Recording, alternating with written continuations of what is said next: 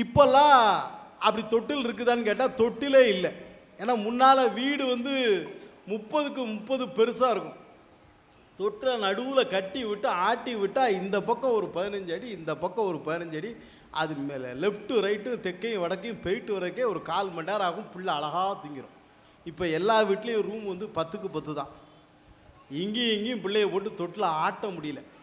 அதனால் என்ன செஞ்சு விட்டான், அதுக்குன்னு ஸ்ப்ரிங் தொட்டில்னு ஒன்று கண்டுபிடிச்சி வச்சுருக்கான். அந்த ஸ்ப்ரிங்கை போட்டு தொட்டில் போட்டு மேலேருந்து இப்படி கீழே இழுத்து விட்டாச்சுன்னு வச்சுக்கோங்க, பிள்ளை கீழே மேலேயும் டமுக்கு டமுக்கு டமுக்கு டமுக்கு டமுக்கு டமுக்குன்னு குதிச்சிட்டு கிடக்கும்.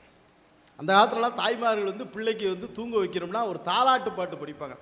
ஆரீராரி ஆரீரோ ஆரீராரி ஆரீரோ, இப்படிலாம் தாலாட்டு பாடி தூங்க வைப்பாங்க.